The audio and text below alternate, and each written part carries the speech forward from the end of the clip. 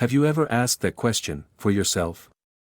Why is your mind so restless, always chattering, going from one thing to another, moving from one entertainment to another? Why is your mind chattering? And what will you do about it? Your immediate impulse is to control it. I must not chatter. The controller who says, I must not chatter, is in itself part of chattering. Do you see the beauty of it? So what will you do? You can examine the causes of chattering, how chattering is part of the mind being occupied.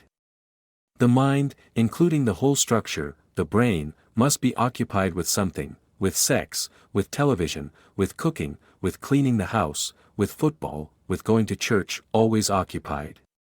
Why must it be occupied?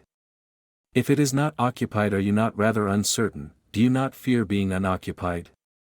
You feel empty, you feel lost, you begin to realize that there is tremendous loneliness inside. So, to avoid that deep loneliness, with all its agony, the mind occupies itself with everything else except that. And then that becomes the occupation. From being occupied with all these outward things, it says, I am lonely, that is my trouble. How am I to get over it? And you think about how miserable you are, so back to chattering. Then ask, why is the mind chattering, with never a moment when it is quiet, never a moment when there is complete freedom from any problem? Again, that mental occupation is the result of your education, of the social nature of your life. But when you realize that your mind is chattering and look at it, staying with it, then you will see what happens. Your mind is chattering. All right, watch it.